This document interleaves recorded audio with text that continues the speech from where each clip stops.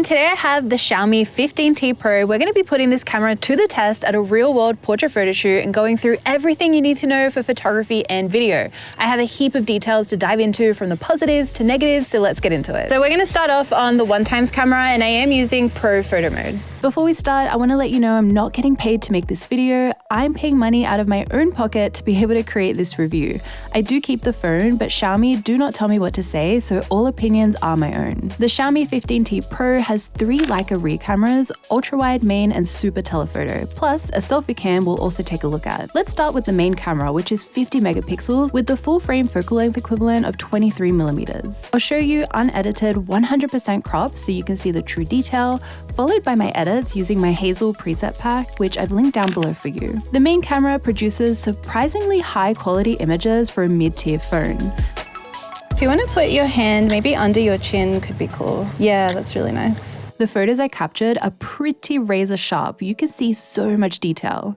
I do find the Leica colors in standard camera mode to be a bit hit and miss. Sometimes they can look quite good, and other times skin tones are too desaturated, greens and blues are overly vibrant, and there's a bit too much contrast for my taste. In saying that, I do appreciate for a mid-tier phone that it has so many customization options. So what I did is shot in Pro mode where you can make your own presets. These are the settings I'm using for the photo shoot. Speaking of, something to note is if you want to make the most of the 50 megapixel sensor, that's another reason you want to be shooting in Pro mode. Otherwise, standard mode produces smaller resolution JPEGs. If you actually want smaller file sizes, in Pro mode you do have the option of shooting at 12.5 megapixels with the 1x and 5x camera. So I'm going to switch back over to the standard photo camera so I can shoot in 2x mode because this is not available in the Pro Photo mode. 2x is a digital crop from the main 50 megapixel sensor, not a separate optical lens, and despite that, it still looks just as sharp as the main camera.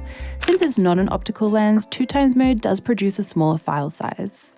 All right, let's head back up to the grass. So in this spot, I'm going to try out 0.6x, which is ultra wide.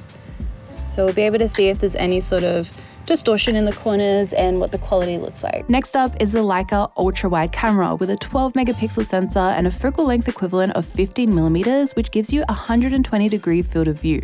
Ultra wide is usually my most used lens, so I'm super excited to be testing this one out. Images here are nice and sharp in the center, but you can start to notice some softness and mild distortion right in the corners of the frame. In low light, the ultra wide struggles a bit more. It looks decent for a closer up image, but distant subjects tend to lose some clarity. Overall though, for brightly lit scenarios, I do think this camera does a pretty good job. By the way, I am using the Mocha Gold 15T Pro and it is absolutely gorgeous. I really love the look of this color. Let's check out the super telephoto camera, which is 115mm full frame equivalent, and I'm very excited to see is 50 megapixels. The telephoto lens continues keeping up the quality of all 3 lenses by producing very sharp images. Like most phones, these cameras perform best with plenty of light.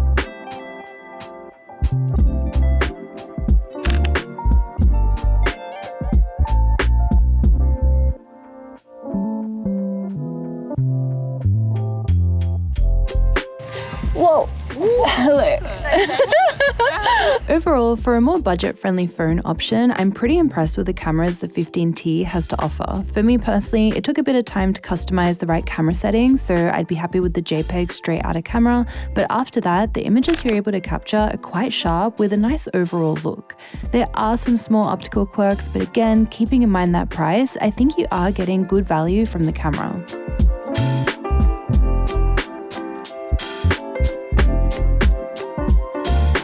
Last but not least, I took a sample photo to show you how this camera impressively digitally zooms all the way up to 100 times.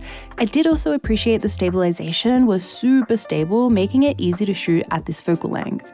In video, you can zoom digitally up to 15 times.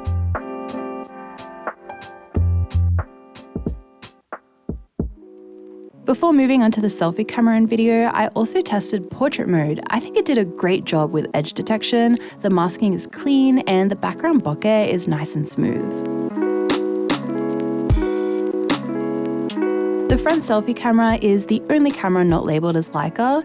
It produces 32 megapixel files and is the focal length equivalent of 21 millimeters, which is 90 degrees field of view.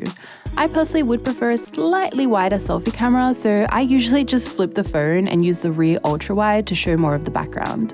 Aside from the focal length, I like how there isn't too much over processing or sharpening, so the images are quite flattering. Finally, let's see what this phone is capable of with video. You can impressively film up to 8K 30p. I'm not sure if there's a huge use case for 8K footage yet, but here are some samples and what it looks like when you zoom into 100%. Another big feature for a mid-tier phone is the ability to film in log. Plus, I really love that you have the option to import your own LUTs for video. LUTs are only for monitoring, so they are not burnt into the video, which is great, although it would be nice to have an option whether you want it to burn in or not. Otherwise, you have to use their editing software to apply it afterwards. And in any mode, you can turn on HDR10+ for any focal length. Aside from 8K, here are all the Pro mode and normal mode frame rates you can record. What I use regularly while filming is 4K 60p. The image quality of video looks quite sharp and detailed. Again, the standard Leica colors the phone comes with are not my favorite, so I am shooting all of this in Pro mode using my own preset for video.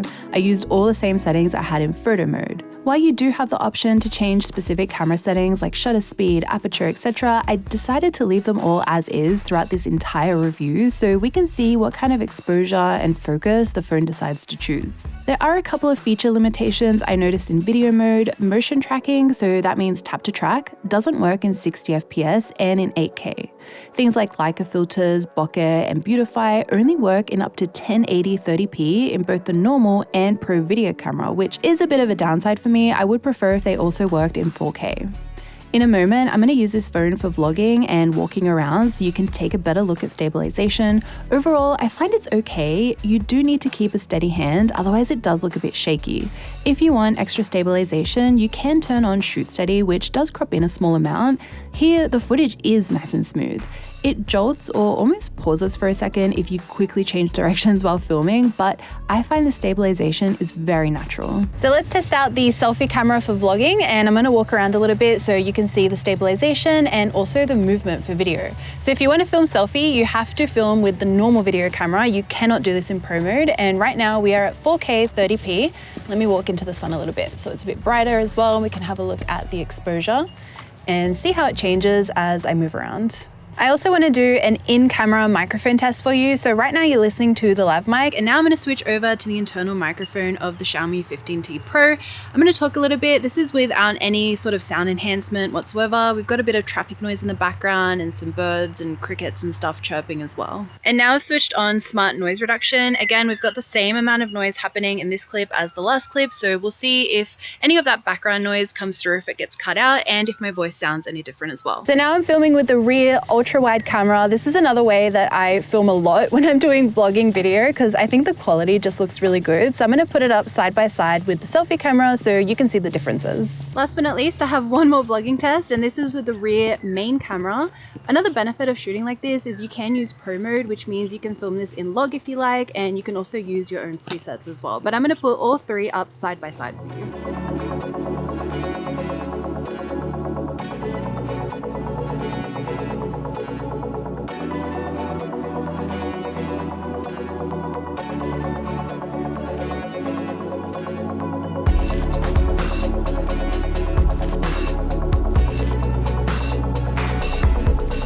That is all I have for today's review of the 15T Pro. Let me know which ones were your favorite photos in the comments below. And as always, thank you so much for watching. I make new videos every single week, so I'll see you all next time. Bye.